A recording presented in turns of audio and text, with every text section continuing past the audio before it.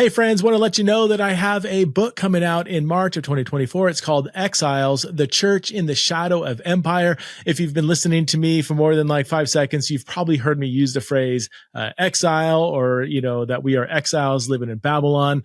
And, that's something I've said for many years. And so this book is kind of the culmination of my thinking through the question, what is a biblical theology of a Christian political identity? So this book does just that. It looks at how the people of God throughout Scripture navigated the relationship with the various nations and empires that they were living under in order to cultivate a framework for how Christians today should view their relationship with whatever state or empire that they are living under. So I invite you to check it out. It's available for pre-order now. Again, the name is Exiles, The Church in the Shadow of Empire. Check it out.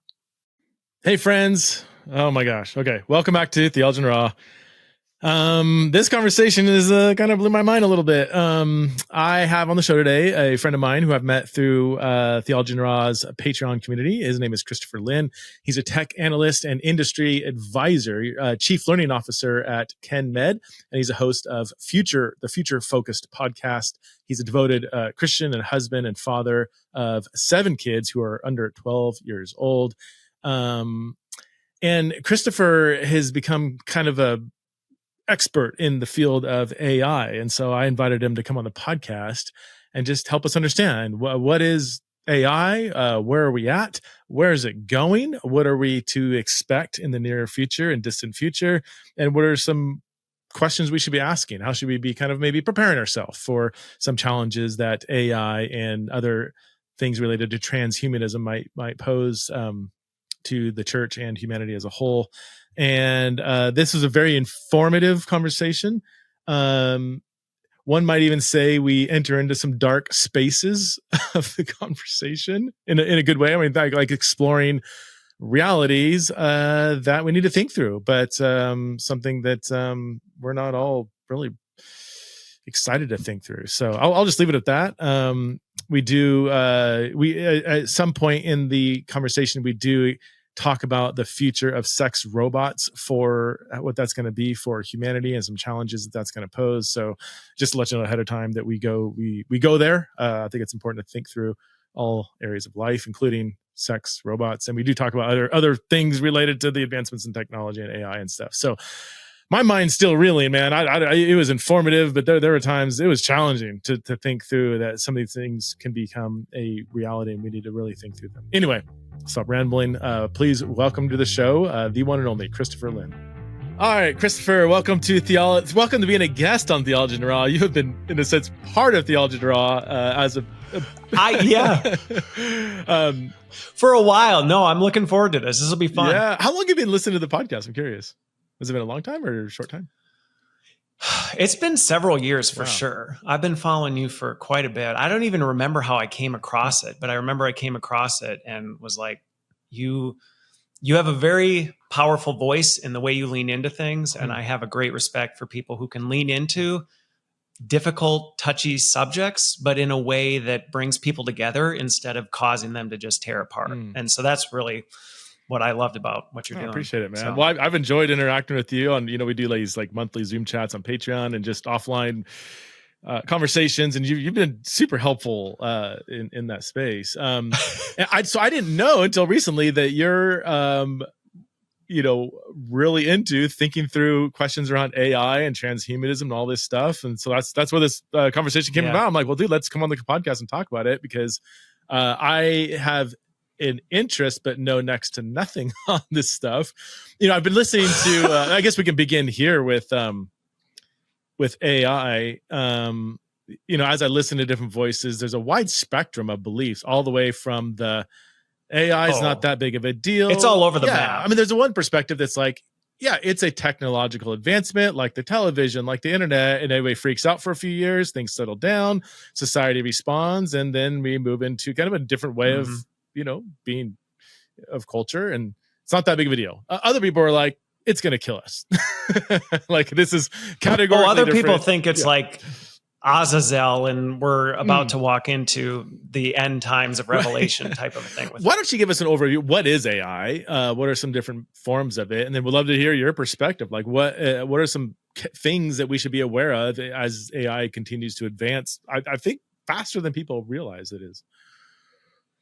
It's changing a lot faster than people realize. And what people see right now is really actually already behind where things already are. So I think that's the other thing, is people are kind of lagging behind where things are. I think the challenge that people have with artificial intelligence, though, is it means so many different things, because that term is as broad as the ocean is wide.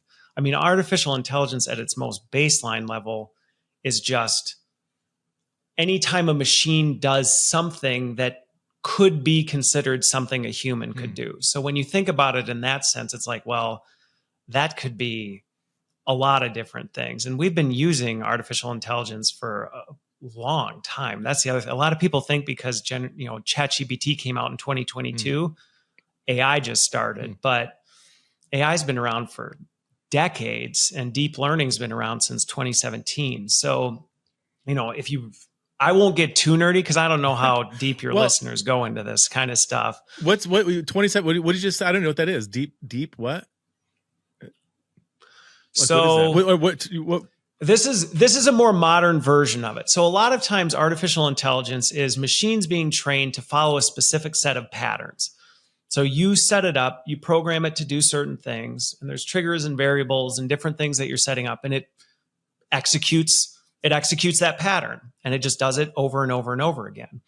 But that changed, and people who are even deeper in the space than me might jump on my back for different critiques on dates and things like that. But really in 2017, that's where we hit a new level of deep learning, where the machine was actually going through this and then learning from its experience and then actually adapting along the way. And that's what you're seeing with some of these new versions of it, like GPTs, like large language models, that are actually learning from the interactions and actually evolving as they go. So they actually started to gain some sense of life that was unfamiliar to a lot of people. That's interesting. Okay. That is a difference. It's one thing to program something to learn. It's another thing for something else to be self-learning. And that's where people start getting creeped out about it, because the term you'll often hear, if you look it up, it's called the black box of AI.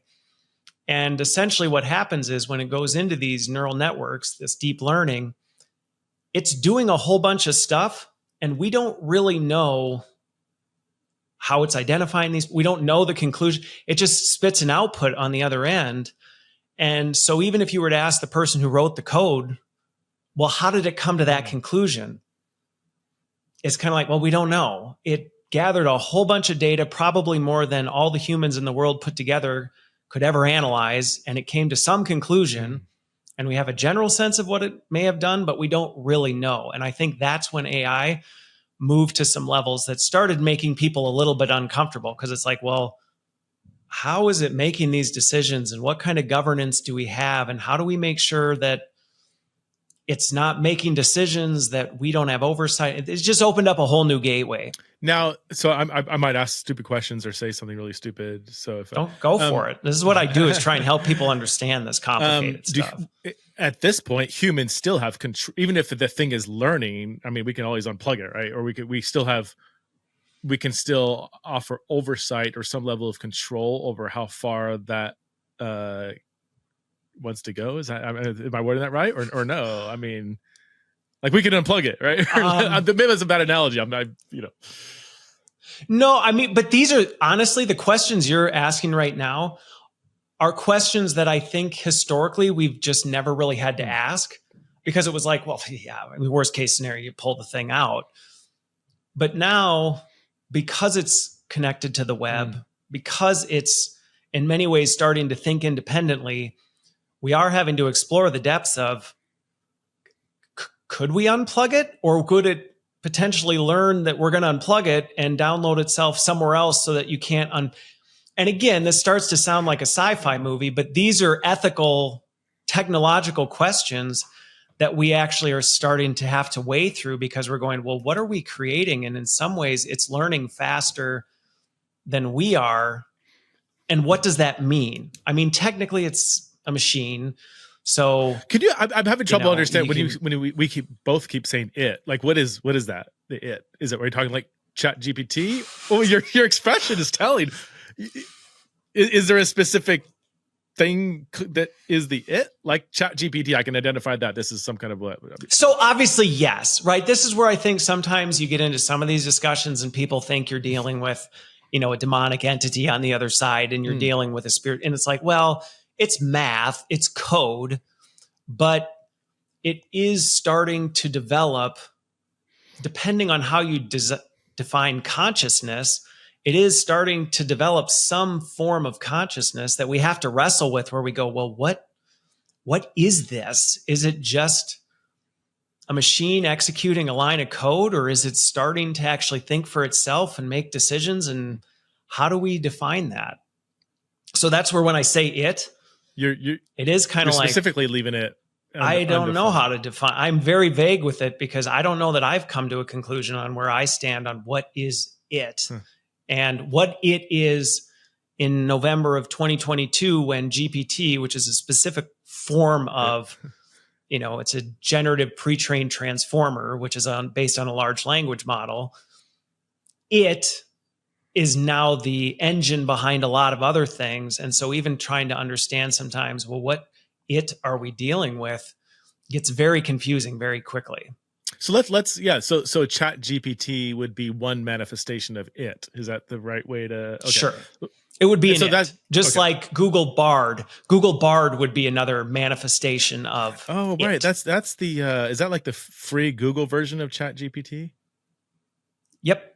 Well, that's Google's version of it. I know there's a couple other big ones out there, but OpenAI's Chat GPT is one of the biggest. Microsoft's is built on OpenAI's technology, and then Google Bard has its own version of it. And there's a couple other big ones. Since most people, including myself, are somewhat like, when you say Chat GPT, we kind of know what you're talking about. So maybe let's narrow there as kind of a concrete example of AI, where it's been, where's it developing, where's it at now, where is it going to go? So I've heard that there was a big difference between Chat GPT 3 and 4. That was a pretty big advancement. Yeah. Are we still at 4? Are we at 5? Or where are we at with that? And then can you help us, if somebody's never used it, help us understand what is. Sure. Because this is the other part. You're dealing with a lot of folks where some people are like, I don't know what that is. Yeah. Some people are like, oh, I asked it this question and I think I'm dealing with a subhuman entity. Yeah. Sometimes people are like, oh yeah, it just helps me put my grocery list together type of a thing. So ChatGPT was released in, I think, November of 2022. And that was in an earlier version. I can't remember if it was 2 or 3, what it came out on. But that was one where many people are probably familiar with. You went to it and you asked it questions in natural language and it responded to you. And it sounded like a human being. You could ask it pretty much anything. And it was trained on a very large data set that was kind of ceased in 2021, I think, is when the data set ended. So formerly, if you first engaged with ChatGPT, any information you got was not current. It was trained on a massive data set and it would respond to you and you could ask it questions and ask, can you write this or can you have it generate this? And the generative part is the really creative part because it's generating information from other information. But then it evolved very quickly to 4. And then it started evolving further because then they did the thing that you said you should never do, which is they connected it to the internet. And so now it was no longer a closed system where it was just interacting off a closed set of information. It was now scouring the entire internet on top of its stuff for new information, could gather all this stuff. Then they started expanding it to image generation, where you could say, here's a bunch of words. Can you create an image that looks like that? And now they're expanding it even further into what are called GPTs, which is where you can specially train a specific version of it for specific purposes. So as an example, I have a GPT specifically for brainstorming different ideas for business strategy. And I've trained it on how I want it to think, the parameters I want it to work on. So it's changing all the time. So right. And that's just OpenAI's product. Okay. Can Gosh, a friend of mine just told me about the image thing. Like he'll say, create a comic book story about whatever in the style of Far Side or something, and bam, you just like that's pretty. I'm like, I'll take a transcript from one of my podcasts, and I have a very engineered prompt that I've created where I'm like, review all the details of the transcript, pick up the 10 key themes from the dialogue I had, then create an image that visually represents what that would look like in pictures, and it creates my YouTube thumbnail. And so it essentially is creating an image, a custom image based on an hour-long transcript from my podcast, and then bringing those themes to life. And if I don't like it, I can say, actually, I'd like you to incorporate more of these themes or bring more of this out to life. And then it generates a new version of it. That's crazy. I mean, within seconds, right? Within seconds. So, I mean, what's interesting, having listened to a lot of your conversations on language and thinking about biblical language in Hebrew and Greek, I don't think we realize how powerful language is. And even going back to Genesis, when we think about how God created, he spoke.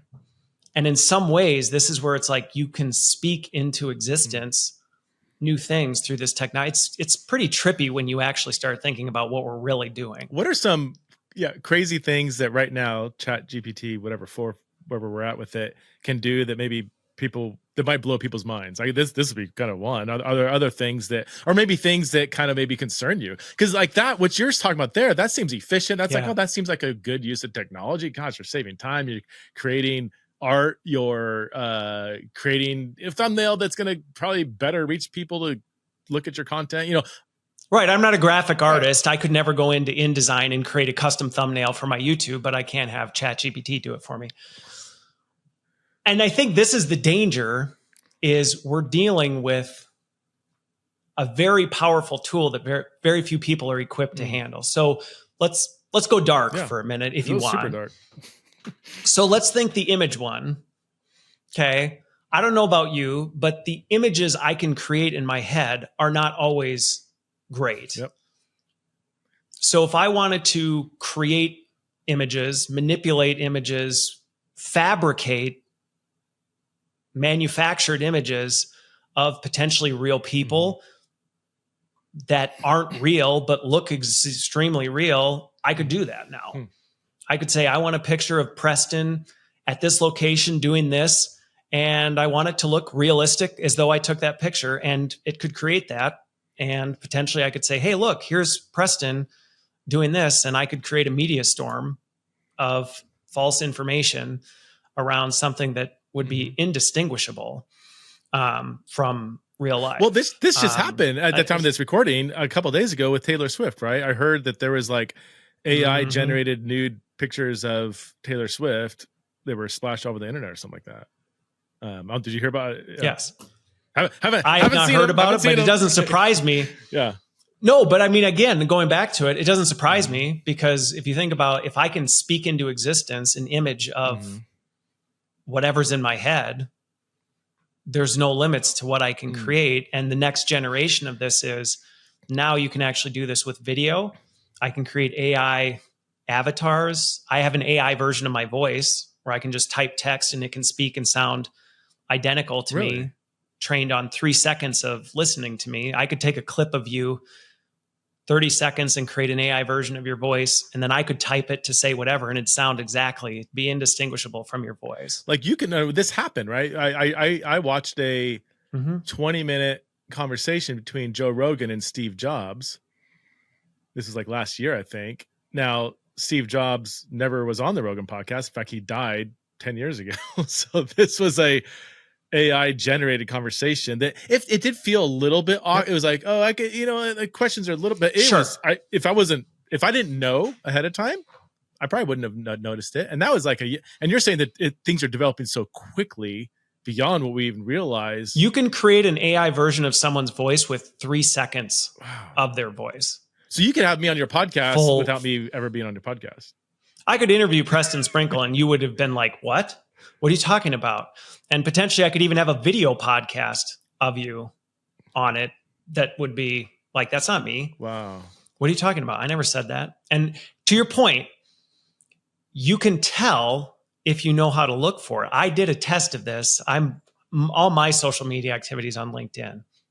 And I created an AI version of myself saying something. And then I had ChatGPT create something it thinks I would say, and then create the audio for it in my voice. And then the people who knew me could tell. They were like, you would never say that. You don't talk like that. But people who didn't know me or just kind of knew me from the side, they couldn't tell the difference one bit. How do I know you're not? So that's one. How do I know you're not? Yeah. How do you know you're not AI right now? Now I'm like wondering. I'm like looking at you like, are you a computer? Are you real, man? Well, what's super funny about it is people joke about this at work all the time. I work for a big healthcare company and I'm remote. And part of my agreement when I joined was you will have to be comfortable with potentially never meeting me in person because I've got 7 kids. It's just not viable for me. And they joke all the time. They're like, how do we know you're real? Like, what if you just don't actually exist? And I'm like, well, I mean, I guess you can drive to Waukesha, Wisconsin if you want. I'll meet you. But unless you do that, you're not going to know. That's wild. I mean, it seemed... But I mean, so that's... Go for it. Well, are people taking advantage of this? I mean, you had the whole Taylor Swift thing, but I mean, is this because you can give presidential speeches, you can spread all kinds of stuff online that's just not true. Is it going to quickly get to the point to where we don't know what exactly is happening in the world and what's not, what Nancy Pelosi actually said and what she didn't say, whether, you know, you can create a whole video of somebody having an affair. Yeah. I mean, there's the sky's the limit on, and since there's so much disinformation, misinformation out there already, you add this kind of stuff in, it's kind of like, and so much disunity. Yeah. Right. Like people don't assume the best first. They assume the worst first. And it feeds into that. I did a whole podcast talking about this where we're going to move into the age of distrust, which is frightening because I think we'll adapt and I think we'll figure out ways to combat this. But similar to Facebook never imagined adding a like button would be one of the biggest drivers to the largest, growth in depression and suicidal ideation in the world. Like they never thought that would happen. And I think similar things are true with AI, where it's like, as we start to create a world where people start to question, is this person I'm even interacting with even the real? Did you hear about the Sports Illustrated thing that blew up? So Sports Illustrated, I don't know if they're going to recover from this. They were producing AI generated content, which a lot of people do. So I think that's not necessarily the issue. But what they had done is they used AI to create AI generated people as writers. They created AI generated bios for these writers. And so they represented a bunch of their articles as written by real people.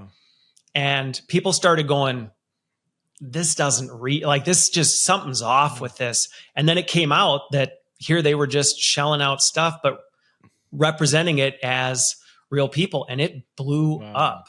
I mean, it just blew up when people figured out that what was happening.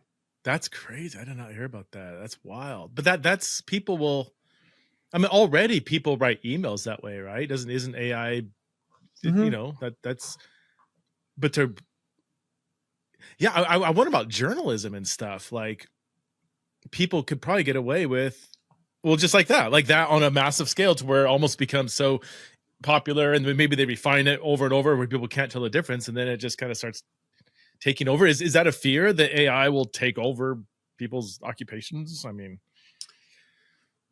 it's definitely in the space I'm in corporate HR and kind of strategy. It's definitely a concern for a lot of employees, and it's definitely on the minds of a lot of executives of, well, now AI can do these different things. What is it capable of? How far should we go? Companies are having to explore the ethical lines of how far is too far. Where do we draw the line between saying, we still need human oversight? Yeah. I mean, the data is clear. People alongside machines, hands down, always performs better than machines or people alone. So the data is clear. The best way to do it is to integrate the two. But where that line is, people are bumping and clunking around. And last year was a year where everybody was just introduced to it. Now 2024 and beyond is where everybody's starting to make decisions and try and figure out, okay, where do we go from here? Or what about like students that are writing papers through AI? I mean, I know that's a lot of schools are kind of trying to figure out how to crack down on that. Is that a So growing issue, I have mixed feelings on Yeah? this one. I've got mixed feelings on it. So I have a ton of friends. I originally was a math and computer teacher before I got into the corporate world. And I remember when this whole thing blew up, and of course everybody's like, oh, the kids are cheating, they're using AI to write. And my challenge to that was twofold. First of all, one, get to know a student and how they use AI, and they're not using it the way the straw man is portrayed, which is, Chat GPT, write me a 10-page paper on blah, blah, blah. And then they're just copying and pasting. That's not how they're using it. At least most of them. You always have the kids who are going to, but they're the ones who are buying term papers online before anyway. So you're not stopping anything. They're using it more as a thought partner in terms of, a research assistant, like help me, what different ideas, things like that, help me craft this and that. So they're using it in different ways that I actually don't think robs from that. And I'm actually really sensitive to it because I know a lot of people who have cognitive neurodisorders where writing is actually very difficult for them. They can articulate it. You go ask them to explain it. They can say it. Ask them to write a paper. They're not very good at it. So I actually challenge some of my professional colleagues. Maybe we need to rethink how we're actually assessing whether people understand it. Like maybe the actual act of writing a 10-page paper, maybe that wasn't really all that great of an assessment in the first place. And we shouldn't be quite as, let's just ban AI because keyboarding in your words is actually the best assessment. Maybe we just need to rethink that. That's interesting. Because I wouldn't see any problem with like, help me develop an outline for a 5,000 word essay on the life of Abraham Lincoln and his impact and whatever, I'm just making this up as I go, but like, as he's like a research assistant. And I wonder, the one fear I have is like that students won't develop the skill of writing. I'm talking about people that don't have some kind of disability where that's just, that's never going to be a skill, right? But like where they're not going to be able to process, synthesize information on their own and present it in a written way. But at the same time,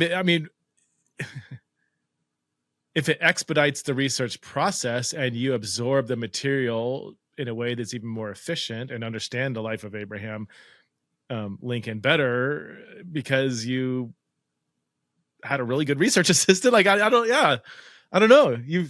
And these are the ethical questions that are now, we've never had to think about them before. And it's about that question of, well, what do you care more about measuring? Somebody's ability to write a paper or somebody's ability to understand and articulate this concept? Well, depending on what your answer is, you may come to two different conclusions. It's kind of like somebody that 20 years ago when people were not going to the library to do research, they were going online and reading books online and reading stuff online. It's like, well, no, you need to go hunt down this book and, go through Dewey Decimal and like, make that journey to the library and open up a real book. And, but if it's right, know how to use the card catalog, if it's accessing the experience of the library, if it's accessing the same information 1,000 times quicker, is that necessarily wrong? I think some, the pushback would be, well, a lot of the stuff you get online and maybe ChatGPT isn't as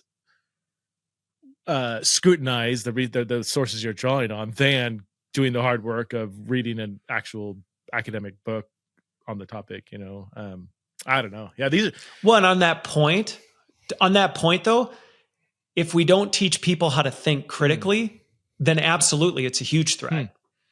Because that's how you're going to get AI information, assume it's real. You're not going to cognitively process and think through and analyze and really weigh it against other things. And yeah, if we lose our critical thinking skills, it's the beginning of the end. Right now, ChatGPT draws only on online sources, right? I think that's obviously a yes, right? It's not like they're like, or maybe not. Yes.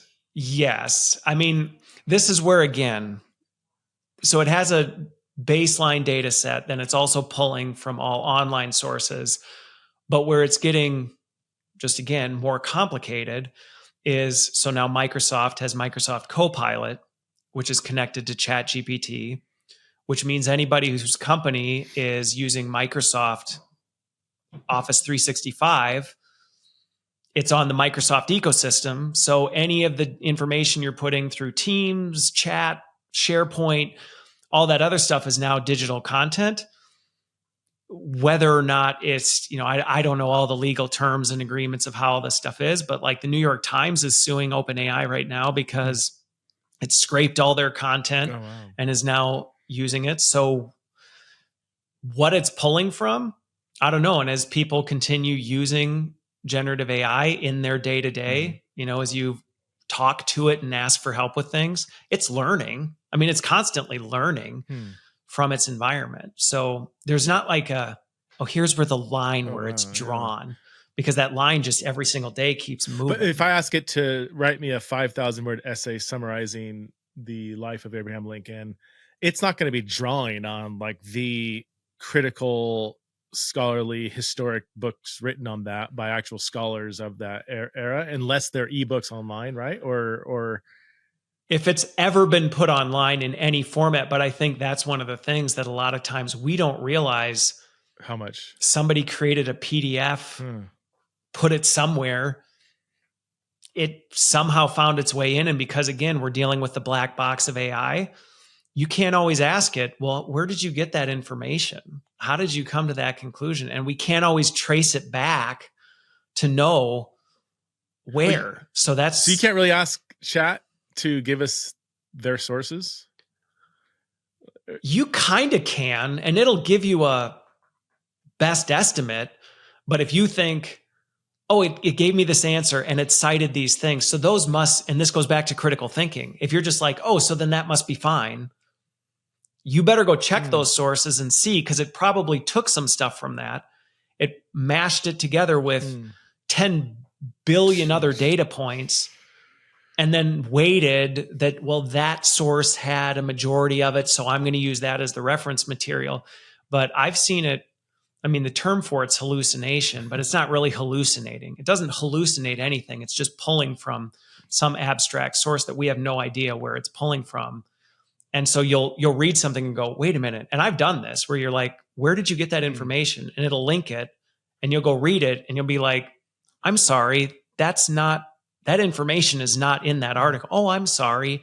I have a complicated algorithm and I can't always digest where the information's coming from. So you can't even necessarily trust 100% that what it's telling you is true. Can't you like program it? Can't you say, all right, summarize or tell it to draw on certain kinds of sources or no? Like, can you say summarize this, this topic based on these 10 books or something, or these 10 sources, or what is? Yes. And this is where I would say people's sometimes overreaction and fear to AI. I was reading, my wife, she knows I'm all into this. So she always loves reading like Facebook threads. And then she'll like be like, hey, look at this, type of a thing. And I get a kick out of it. Cause like somebody will be like, I asked ChatGPT how the earth was created and it's factually wrong because it didn't say what the Bible did. And you're like, well, but did you give it parameters to say, I want you to tell me what is the biblical worldview on the creation of the earth based on, and give it these critical data points to go analyze it through this lens and then give me the answer. If you just ask it the generic question, it's going to pull from Lord knows what and give you the best analysis. What about, we've been kind of really narrow on ChatGPT and kind of information stuff. I listened to a podcast, I want to say maybe a year ago. It was some kind of like AI generated personality. And it was interviewing somebody who basically fell in love with this AI personality. I know somebody who fell into this. I was going to go here when you said, where does this get dark? Tell us, the thing is, it's all based on the same thing. That's the thing. And that's what we don't always understand is language is at the core of everything.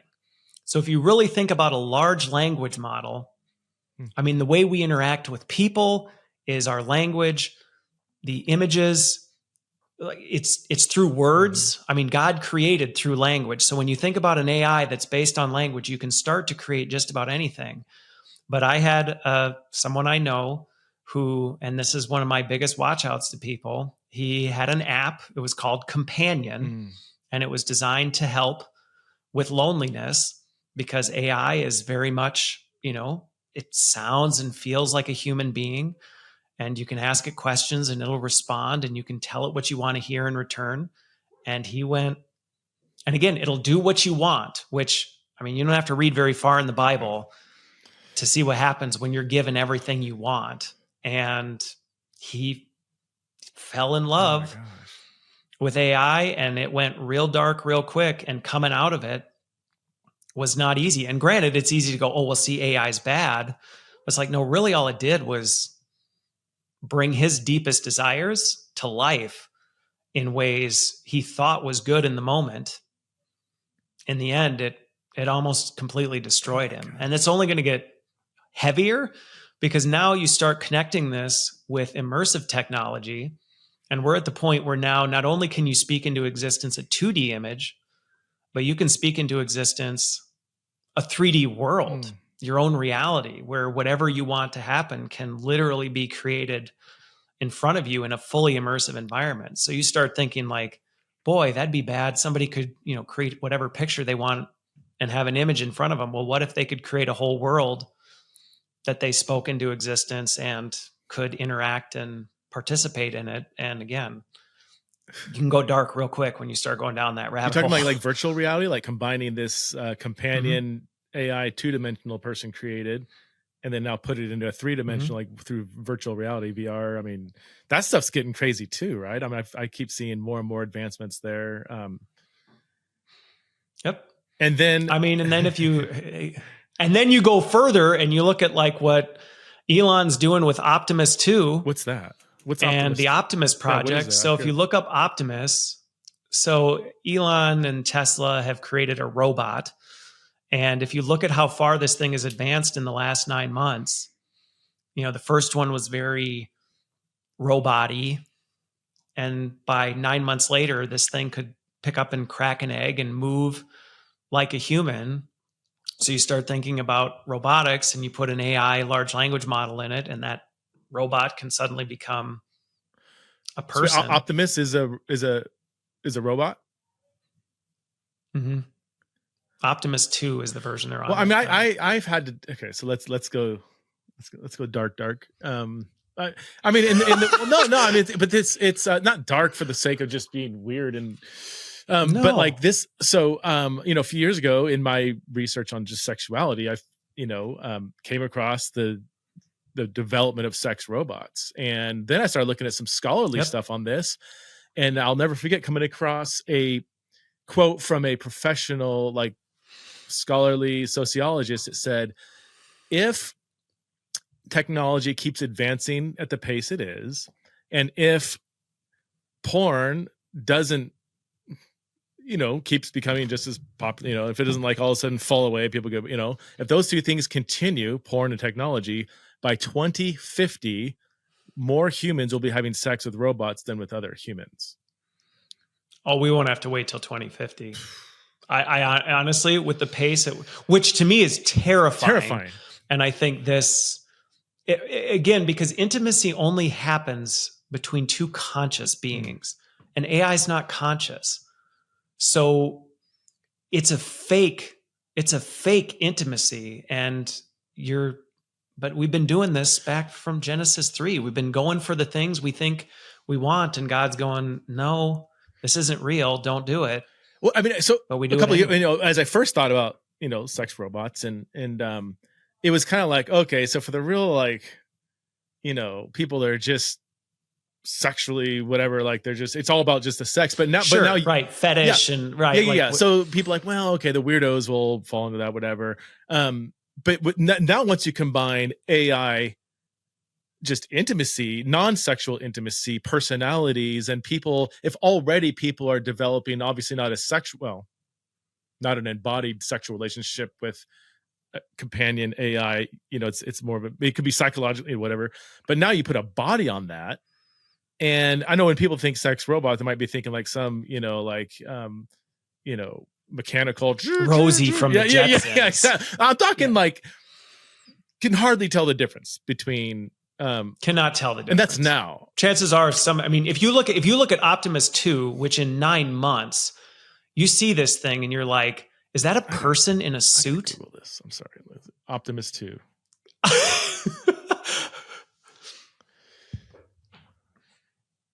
Oh, there's right there. It's a YouTube thing here. But if you see it, you're like, is that a robot? Or is that a person wearing a suit, moving around? Yeah. It's cracking eggs. So Optimus 1, March 2023. Looks like a stormtrooper right now, but I mean, it looks creepy right now. But how hard is it to put veneer and plastic on top of it, make it look more real? Oh yeah, cracking an egg. Look at that. Yep. Which we don't always think about how complicated something like that is. I can't crack an egg. The ability to be able to crush something, yet gently hold an egg and crack it. I mean, that's ridiculously complicated. So people are buying these robots. That's what you can go buy. No, those are not for production yet. But when people say, oh, by 2050. As I've been tracking what this has been doing over the last few years, I'm like, my oldest is 12 and I've got 7 of them. And I'm like, 7 kids. Oh, this is going to be before. That's right. I forgot. I'm like, this is going to be in their mainstream. This is going to be like nothing different to them by the time they're in their 20s. Well, even I don't encourage people to Google around. You got to be careful what you fall into, whatever, but you have to be really careful. I will say even like sex robots, so not this is robot, but like sex robots even now, right, where you have the flesh and the it looks very human. And a lot of people say the only reason why they're not more popular is just because they're so expensive right now. It's kind of like gotta be some. Yep. And right now it is just more of a fetishy kind of thing, but you slap a personality on that, you make it more affordable, you make it to where it's almost indistinguishable from another human to have a intimate sexual experience that doesn't get mad at you that doesn't, you have this like fantasy of what it's grooming you to be a complete narcissist because you can tell it to do whatever and it obeys. It's like a slave. I mean, and I just think about what that does to the human psyche.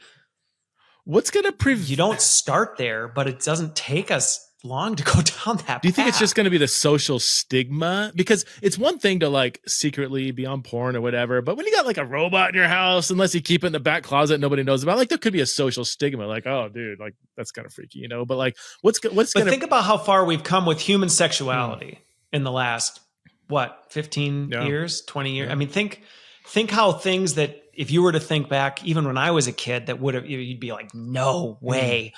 And now it's like, oh, it's not that uncommon. You can change your gender and like, it's no big deal. I mean, things that we would have just in all of human history would have just been like, what? And now it's part of the social fabric of our culture. So I don't think it's that far of a stretch. I'm waiting for you to give some positive, but at the end of the day, it's not that. But this seems to deeply, it worries me, but you're way more knowledgeable on kind of like the possibility of this kind of becoming way more widespread, which would, again, it would be devastating. It would be destructive to our humanity if artificial, intimate sexual experiences become very widespread. Like that is going to, right? I don't know the counter argument to that from a Christian point of view, at least. I mean, does it worry you? I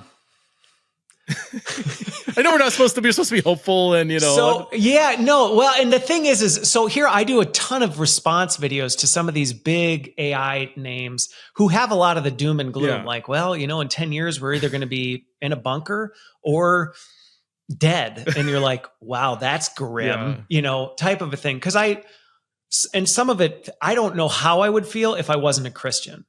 Because as far as I go, I always go back to Paul where I'm like, well, to live is Christ and to die is gain. So really, I mean, as dark as this may sound, like my kids joke around me with this. And I'm like, even worst case scenario, if the robots showed up and extinguished us, like what we get to go to glory. So like, really, do we need to live in fear of this thing? Like, no, like we really shouldn't.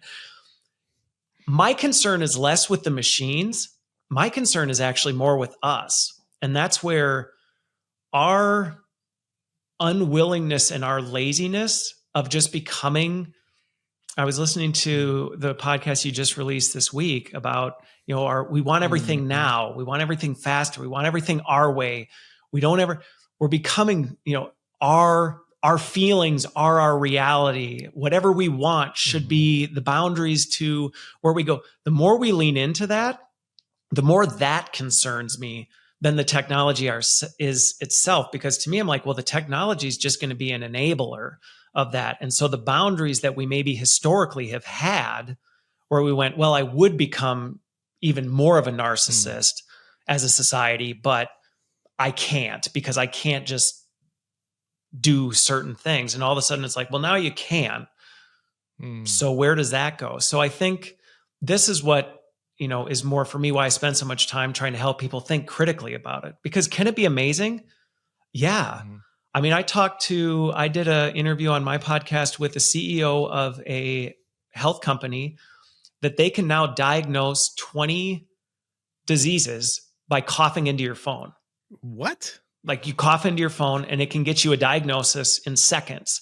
And it can tell you, do you have the flu? Do you have COVID? Do you have tuberculosis? So for health equity around the world, being able to diagnose these diseases in incredible way. I mean, I see all sort of beauty in it as well. I talk to founders who are doing incredibly wonderful things to fight poverty, to improve people's skills, to change, so I think there's incredible possibilities, and I'm very optimistic that we'll lean into those. But I also see the terrifying and frightening realities of what can happen if we don't think wrong, if we think wrongly about it. And like one example, I joked about this and then I was like, oh, so a year ago, I was doing a solo thing on my YouTube channel and was talking about, I grew up in a funeral home, and I was like, jokingly, I said, if anybody out there is listening, there's probably a lot of money to be made in, you capture a dead loved one's voice and you create a little Alexa version and you can talk to your loved one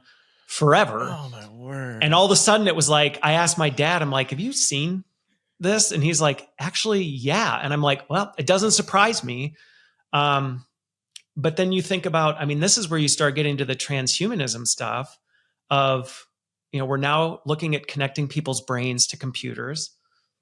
If we could actually download your consciousness hypothetically into a computer and put you in a robot where you never got sick, you didn't have to eat. I mean, the promise of amortality, not immortality, but the promise of amortality, people would be tempted.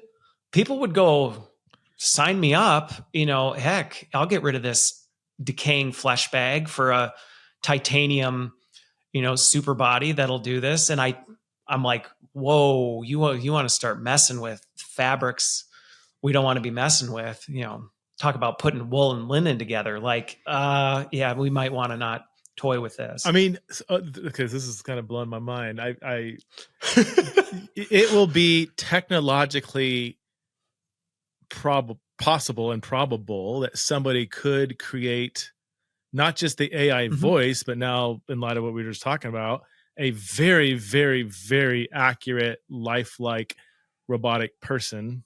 You could clone yourself. Actually, I think the technology is there now. You could do it. And if you're a parent who loses tragically a child, you could preserve. Got a couple videos of them that you put on YouTube?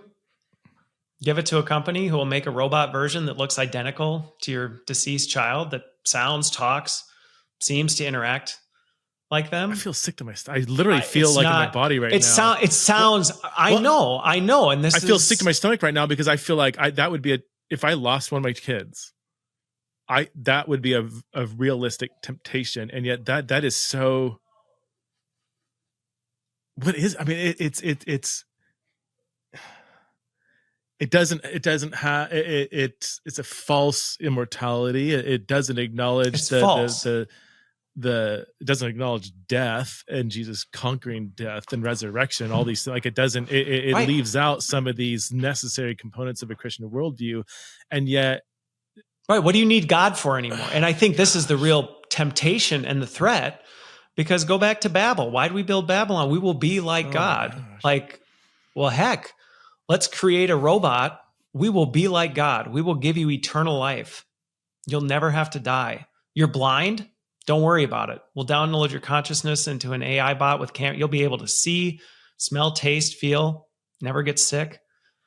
It sounds like science fiction, but I'm close enough to it that I'm like, this is not far off, right? I mean, if things are advancing, it's not far off. We're not that far off. And I think that's where, as I study, I mean, I spend so much time reading scripture because I haven't recorded it yet, but I have a video outlined. Everything you need to know about AI, you can learn from the Bible. Because when you really study deeply the human condition and the paths and the patterns that we follow, everything we're doing with technology right now, it's literally setting up to be the modern fruit. I'm going to prophesy a scenario right now. Husband, wife, they're in their mid 40s.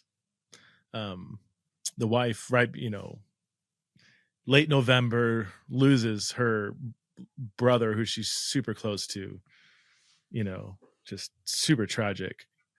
And for Christmas, the husband purchases a robotic form of her brother, and as a gift gives it to her. Look, I've given your brother back to you. And it's seen as a positive thing. And I don't know why I was thinking of like people are, I think there will be, because people are rightly so scared of death, and the loss of a loved one is so profound. It's terrifying.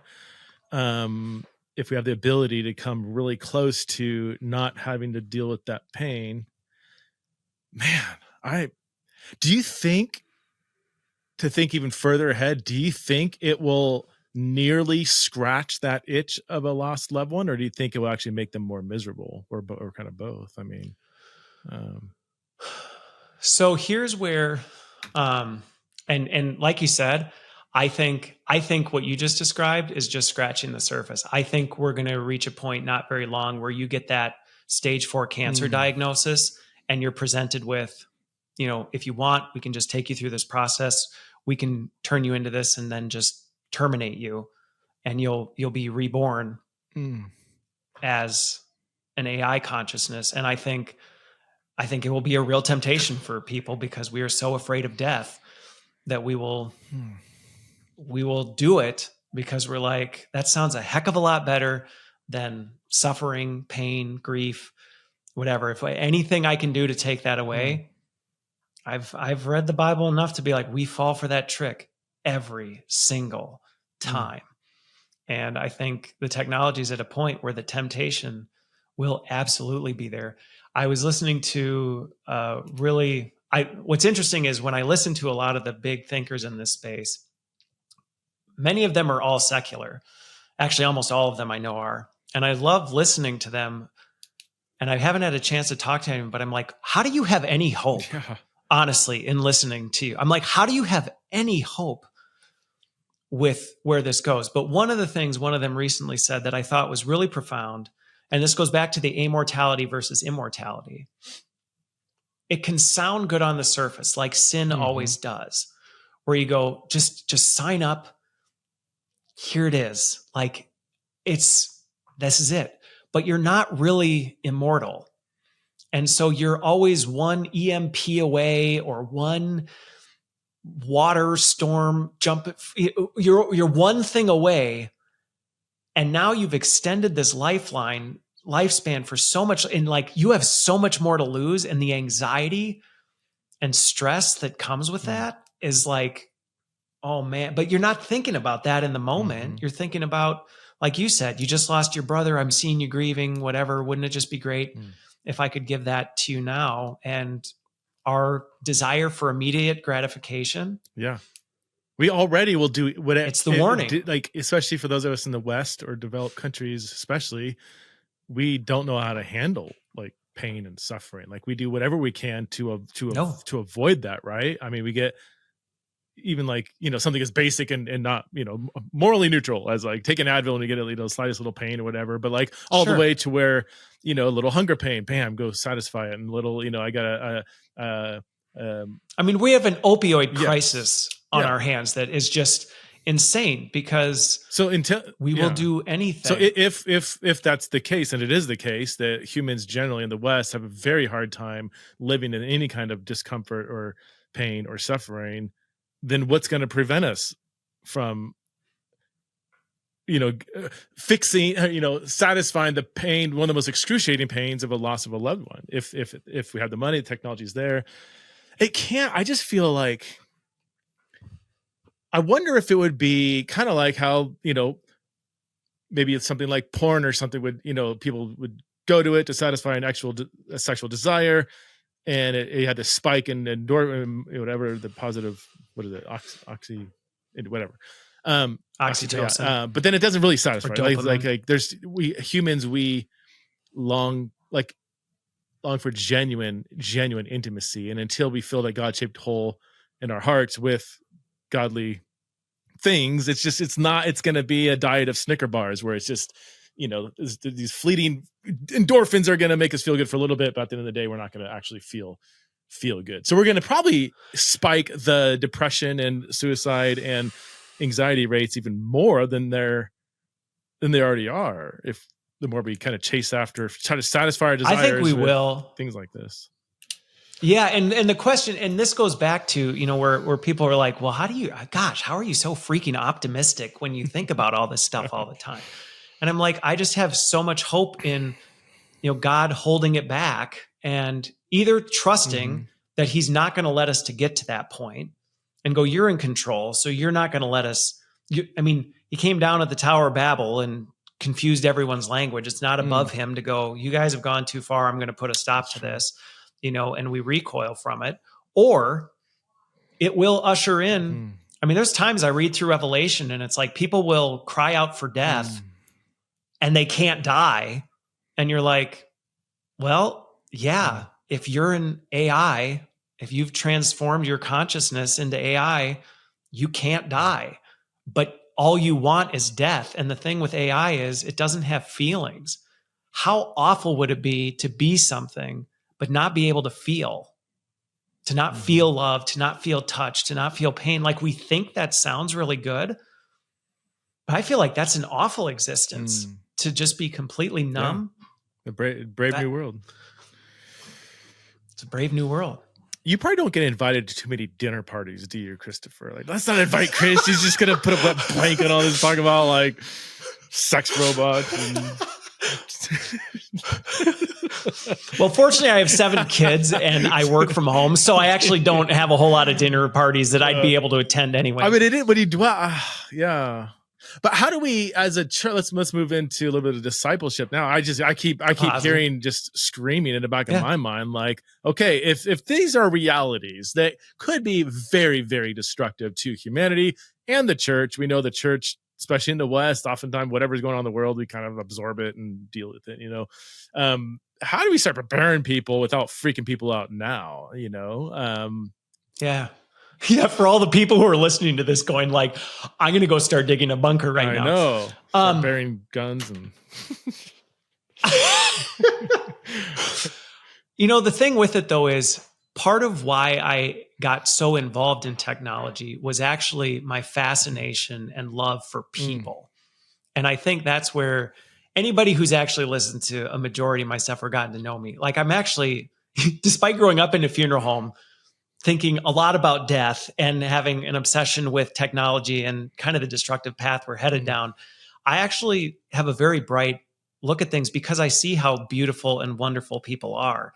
And when we actually lean into that humanity, it actually brings out the best in us. And I think this goes back to that discipleship thing, where we've in many ways lost our way in building human connections with other people and sharing and being intimate and vulnerable with others and inviting them into our lives. And yeah, that comes with pain, that comes with hurt, that comes with things not always going the right way, but that's actually what's beautiful about it.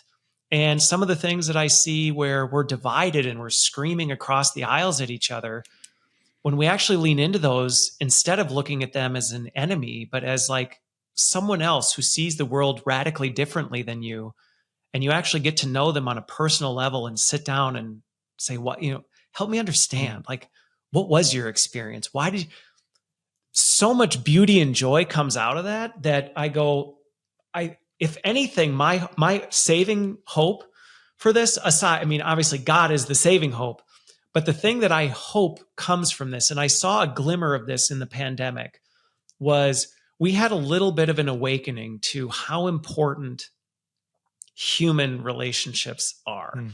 And we might have to think about them differently because, hey, we might not all be in the same place all at the same time, and that's fine.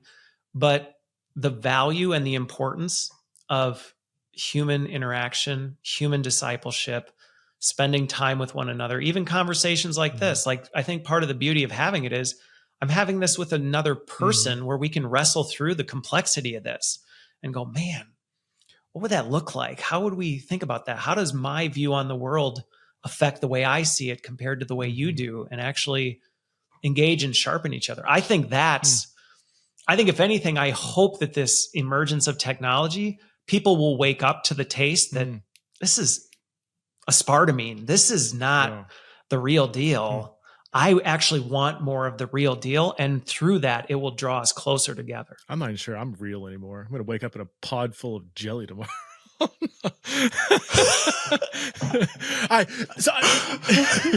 Going back to the discipleship. Red pill, blue pill. I was going to say you wake up. With the disciple, here's where I think discipleship can begin. We're talking kind of stuff that's future, maybe not too distant, but it's not, down the road a bit. We can cultivate healthy patterns in our life now when we have these various temptations facing us in the near future. And I'm thinking primarily of things, as basic as smartphones and social media and just the internet in general. Like, we know that these things have been profoundly addictive. We know that when they're addictive, they don't make us happy. We know that when we spend less time on Instagram and Facebook and Twitter, and we are happier, and yet we keep going back to them.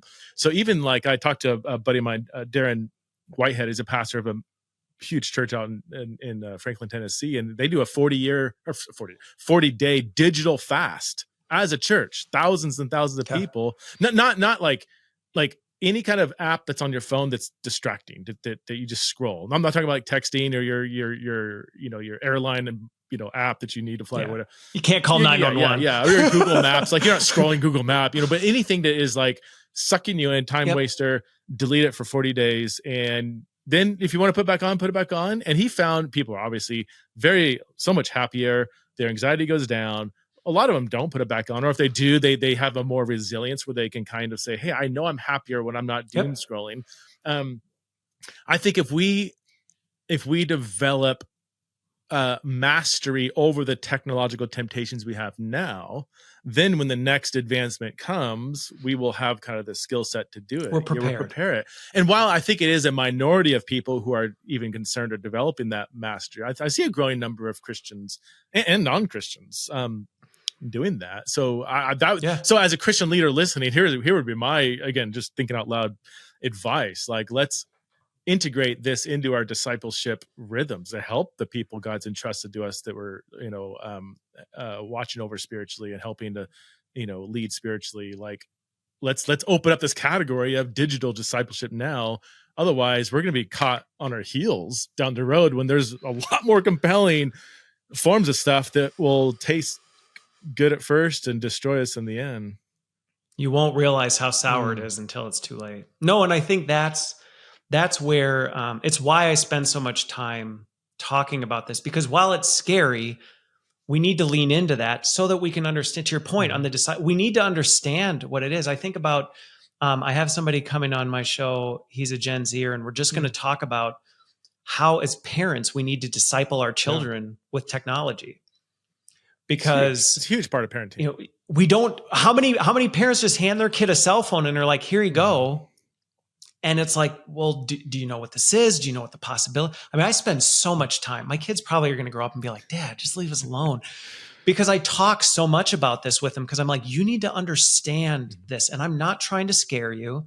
I'm not trying to freak you out. I want you to understand the complexity of this so that you can know what it is. You can know how to adapt to it. You can know where it's okay to integrate. Where should you draw the lines?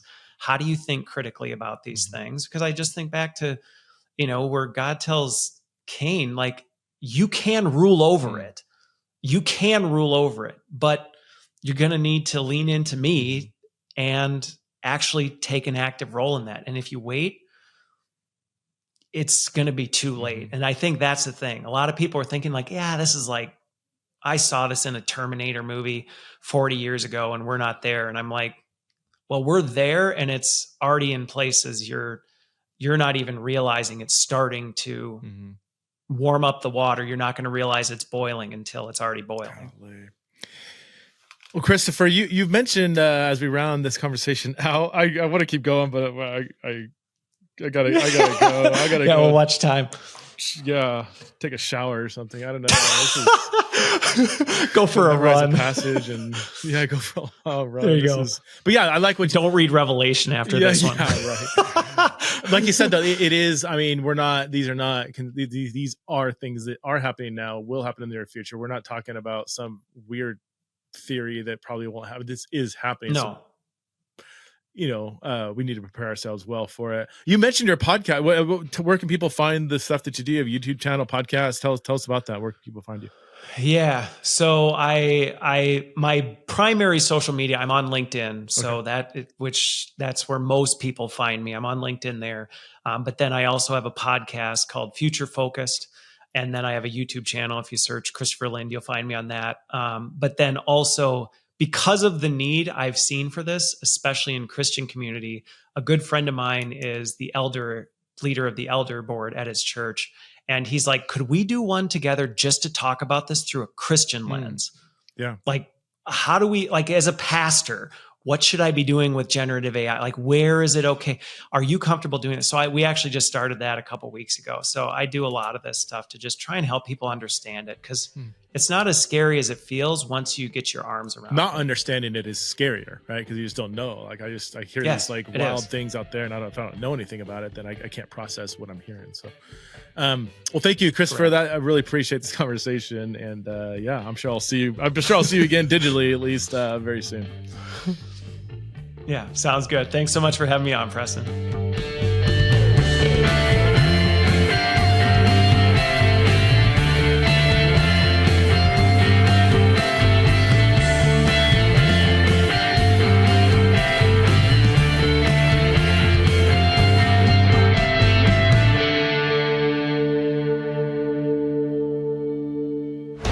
This show is part of the Converge Podcast Network.